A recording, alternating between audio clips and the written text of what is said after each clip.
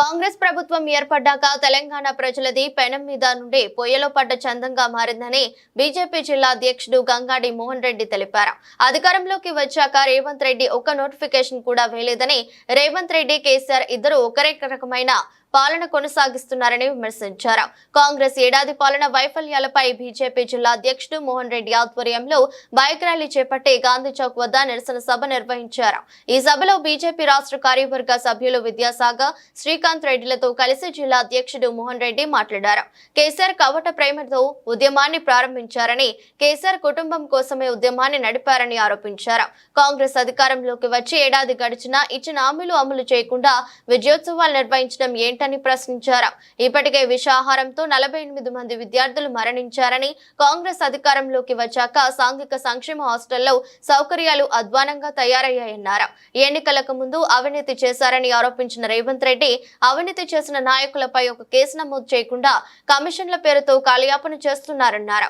Janwada farm house పై రేవంత్ రెడ్డి ఎందుకు చర్యలు తీసుకోవడం లేదని ప్రశ్నించారు. రాబోయే కాలంలో కాంగ్రెస్ గ్యారంటీలపై పోరాటం కొనసాగిస్తామన్నారు.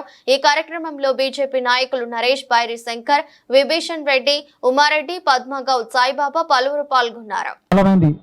కాంగ్రెస్ ప్రభుత్వాన్ని ఎన్నుకొని దాని తర్వాత పార్లమెంట్ ఎలక్షన్స్ వచ్చినాయి.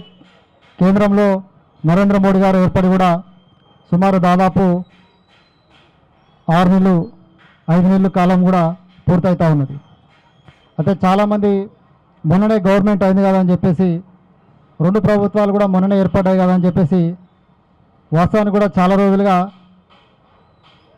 ఏం చేస్తుంది ప్రభుత్వం చూద్దామని చెప్పేసి, నరేంద్ర మోడీ గారి ప్రభుత్వం అంటే ప్రజలు ఆటోమేటిక్గా ఎక్స్టెన్షన్ ఇచ్చారు. అది ప్రభుత్వం మారలేదు, అదే ప్రభుత్వము మళ్ళీ వారి నాయకత్వాన్ని ప్రజలందరూ కూడా కోరుకున్నారు. కానీ 10 సంవత్సరాల కాలం తర్వాత ఏదైతే ఉద్యమ ఆకాంక్షలు కావచ్చు, తెలంగాణ ఏర్పడాలనే, తెలంగాణ గురించి బలిదానాలు, అనేక రకాల పోరాటాల తర్వాత ఆ రోజు మరి కేసీఆర్ను ముఖ్యమంత్రి చేయడం జరిగింది. తెలంగాణ ప్రజలు ఉద్యమ పార్టీగా ప్రారంభమైన ఆ రోజు కేసీఆర్, తదనంతరము నాది ఉద్యమ పార్టీ కాదు, నాది రాజకీయ పార్టీ అని చెప్పేసి ఆయన ఉద్యమ స్ఫూర్తిని మర్చిపోయి ఆయన ఒక రాజకీయ నాయకునిగా ఆయన 10 ఏళ్ల పాలనను మనం తెలంగాణ ప్రజలు చూసిన తర్వాత మనం పొరపాటు చేసినాము. తెలంగాణ ఎందుకైతే సాధించుకున్నామో, ఎందుకైతే త్యాగాలు చేసినామో, మన త్యాగాలకు, మన యొక్క బలిదానాలకు విలువ లేకుండా పోయింది. ఈ తెలంగాణ ప్రజల గురించి, మన గురించి ఉద్యమం ప్రారంభించలేదు. ఆయన కుటుంబం గురించి, ఆయన బిడ్డ గురించి, ఆయన అల్లుని గురించి, ఆయన కొడుకు గురించి ఉద్యమం చేసిండు. వాళ్ళ ఉద్యోగాల గురించి ఉద్యమం చేసిండు చెప్పేసి ప్రజలు కేసీఆర్ని మరి ఆ రోజు ఓడగొట్టి ఇంటికి పంపడం జరిగింది. 10 ఏళ్ల కేసీఆర్ పాలనలో తెలంగాణ నిధులు బడ్జెట్తో ఆయన చేతిలో పెడితే బంగారు తెలంగాణ చేస్తా అని చెప్పి మనకు అప్పుల తెలంగాణ. కాంగ్రెస్ పార్టీ ఇచ్చినటువంటి హామీలు ఏంటి, వాళ్ళు ఇచ్చినటువంటి గ్యారంటీలు ఏంటి, ఏ విధంగా ప్రజల్ని మోసం చేస్తున్నటువంటి విషయాన్ని చెప్పడం జరిగింది. రేవంత్ రెడ్డి ఎలక్షన్స్లలో 420 హామీలను ఇచ్చిండు.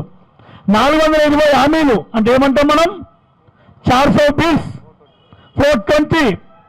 రేవంత్ రెడ్డి 420, ఆ 420 హామీలను ఇచ్చిండు. హామీలను ఇచ్చి ఒక్క హామీని కూడా నెరవేర్చేటువంటి పరిస్థితి లేదు ఈ రోజు ఉన్నటువంటి 420 ముఖ్యమంత్రి. కాబట్టి 420 ముఖ్యమంత్రి నిలదీయడానికి ఈరోజు భారతీయ జనతా పార్టీ గల్లీలో గ్రామాన కదలి ప్రజల్ని జాగృతం చేయడానికి ఈరోజు ఛార్జ్ షీట్లు తీసుకొని వచ్చి ప్రజల ముందు నిల్చోబెట్టింది, ప్రజల ముందు నిలదీస్తూ ఉంది. ఈరోజు అడుగుతా ఉన్నాం, రాష్ట్ర వ్యాప్తంగా ఇప్పటికన్నా చెప్పిండు, సాధారణ చెప్పిండు ఏ విధంగా మోసం చేస్తుందో. కానీ సిద్దిపేట నియోజకవర్గంలో, సిద్దిపేటల ఇవాళ కాంగ్రెస్ యొక్క ప్రభుత్వ పనితీరు చూస్తే పేన మీద నుంచి పోలవద్దటి పరిస్థితి అయింది సిద్దిపేట ప్రజలది. కోమర్చేరు గత మీద 100 కోట్లు పెట్టింది తగులుపోయి హరీష్ రావు. 100 కోట్ల రూపాయలు పెట్టి కోమర్చేరును అభివృద్ధి చేస్తున్నా అని చెప్పి 100 కోట్లు ఎన్నికేసుకున్నటువంటి హరీష్ రావు అయిపోయింది, వాళ్ళ ప్రభుత్వం దిగిపోయింది. ఇవాళ ఆ 100 కోట్లు పెట్టినటువంటి కోమటి చెరువు మీద మున్సిపాలిటీ పట్టించుకుంటలేదు, నా టూరిజం డిపార్ట్మెంట్ పట్టించుకుంటలేదు. మున్సిపాలిటీ వాళ్ళని అడిగితే టూరిజం డిపార్ట్మెంట్ అంటారు, టూరిజం డిపార్ట్మెంట్ అడిగితే మున్సిపాలిటీ అంటారు. గడ్డి మలిసి చెత్త లేకపోయింది. 100 కోట్లు ఆ కోమటి చెరువు నీళ్ళలో పోసినట్టే అయిపోయింది. ఇదేనా మీ అభివృద్ధి? ఇదేనా? ఇక్కడ ఉన్నటువంటి ఎమ్మెల్యేలు అడుగుతున్నా, ఇక్కడ ఉన్నటువంటి కాంగ్రెస్ నాయకులను కూడా అడుగుతున్నా, ఎందుకు 100 కోట్లు పెట్టిన దాన్ని వృధా చేస్తున్నారు, ప్రజల అవసరాలకు పనికి రాకుండా చేస్తున్నారో చెప్పాల్సినటువంటి అవసరం ఉంది. ఇలా మేము ఎప్పుడూ అడిగినాం, ఎలక్షన్ ముందు అడిగినాం కోనో కార్పస్ చెట్ల గురించి. విషతుల్యమైనటువంటి చెట్లు కోనో కార్పస్